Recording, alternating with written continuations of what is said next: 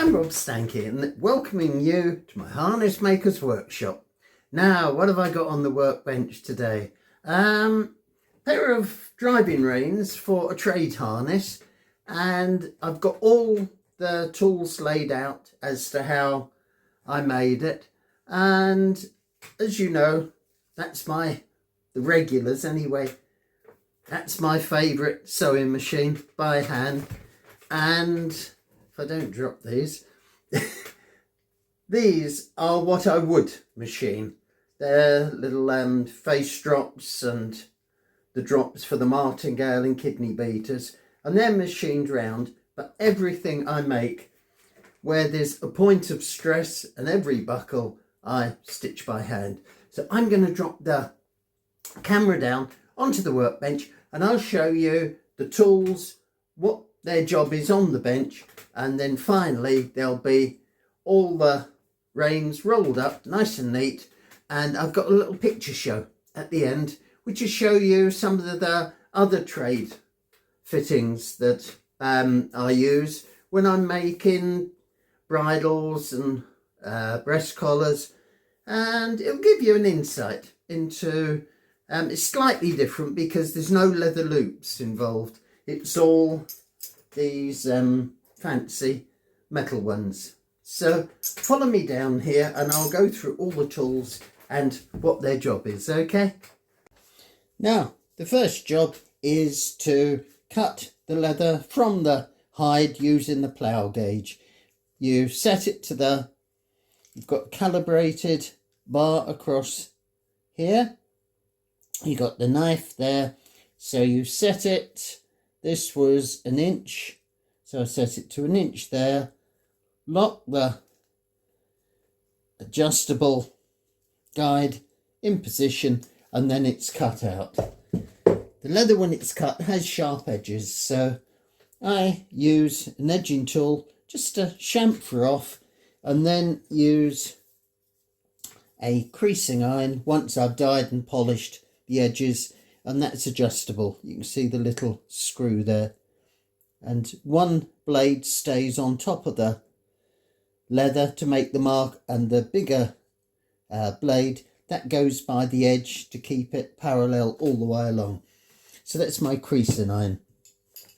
To cut it to shape, I would use my trusty round knife that all my regulars have seen, I think, in most videos I've done on the workbench. And then to get the shape, I use one of these, a chisel. You can, to make the point, you see the point of the leather, and put it against the white. Oh, I think it'll show up better. See, that's it. And that's the chisel makes it, cuts it.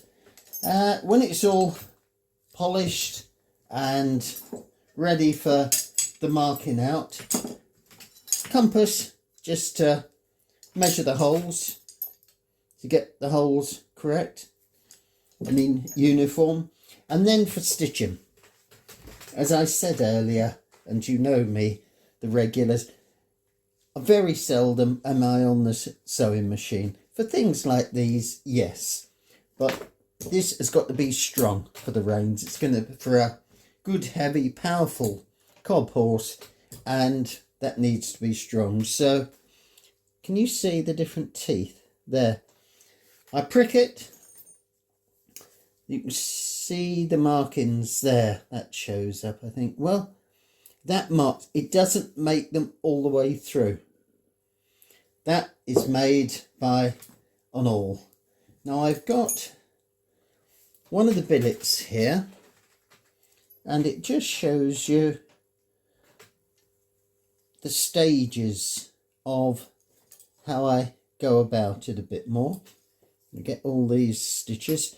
I've cut the hole for the buckle with a screw hole like that, and then folded it over, and that takes the tongue of the buckle. As I've just explained, I use the pricking iron to mark the stitches, and then I start with the awl. the one thing I don't always show in my videos because it's awkward thing is my stitching clamps. It's like a vice, and it's fitting for making harness and bridle work. My foot goes in the stirrup. I'll cover this on another video sometime, but my foot goes in the stirrup. The leather passes through one, attached to the other, and the force of my foot keeps the jaws nice and tight. And then I release my foot and I can open it easily. So that's my stitching clamps. There's several types. You can get small ones and you can get some that you sit on as though you're riding a pony. Could never ever get on with them. So, but that's my favourite pair.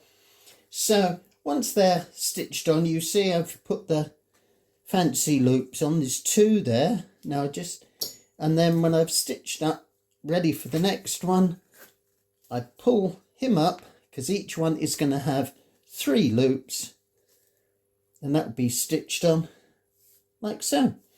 That will then buckle up. Right. I've made the holes for the buckle tongues with just a simple oval. It shouldn't be round, it sits a lot better if it's oval.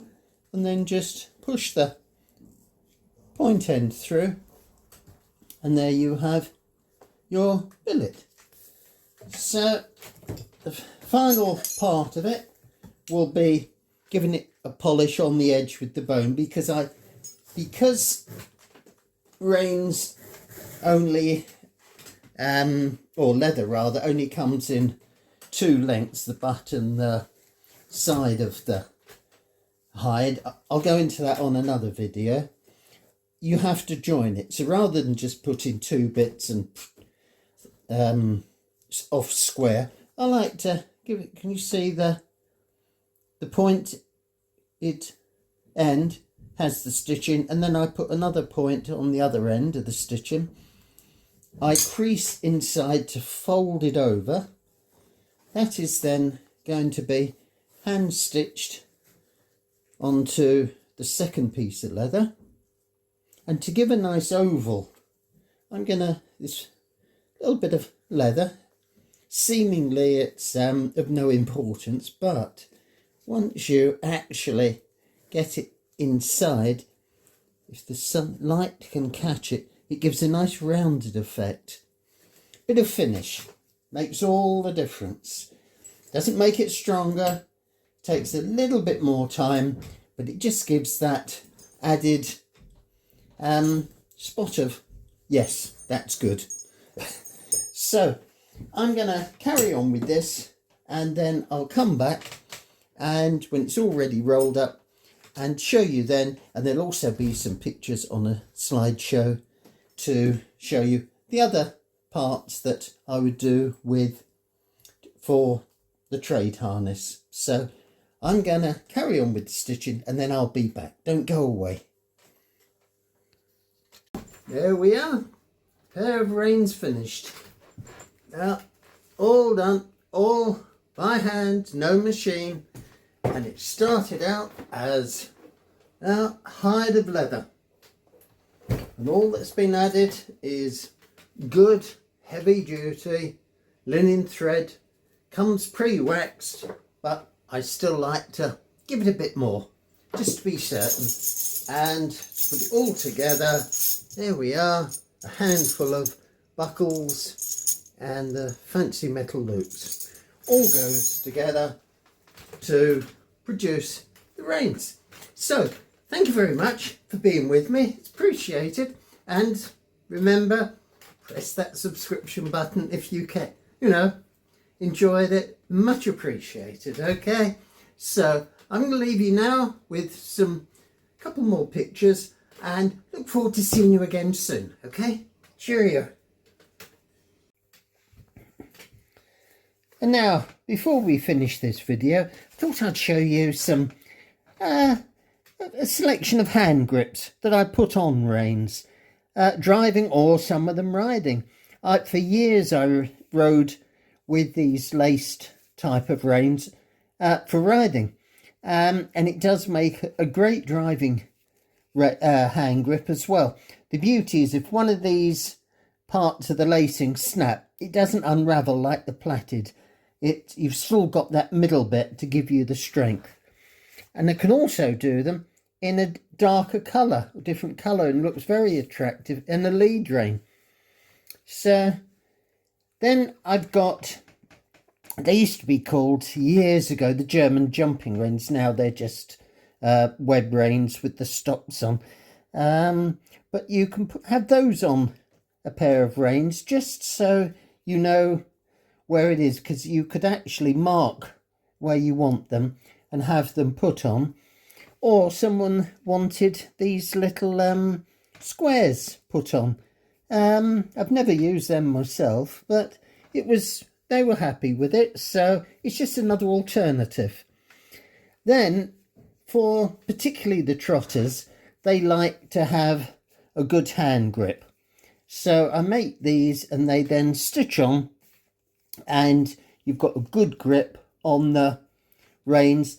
The other use you can use these for, if someone is lacking strength in their hands or arms, arthritis or whatever, they can be a godsend, because then the hands don't just slide off them, they're tucked in.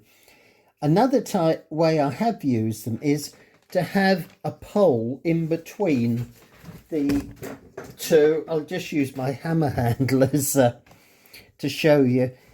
If they've only got one hand that is working, you can have a pole through there and they can just grip with one hand. And if they're driving for the disabled classes, then you've got to have an able-bodied whip, which I was when my good friend Henry Blake, he set world records for carriage driving going round Cheltenham Racecourse, and that's how one hand was gone, but with the grip he managed very well. And then there's another nice one that I like and is popular. It's padded, it's folded leather. The strength is inside, because if you just see it, I've got webbing inside of it, and then the soft leather is folded over, glued in place, and you've got a lovely grip on that, and it looks rather attractive. So they're just some options to go with the reins. So thank you for watching this video.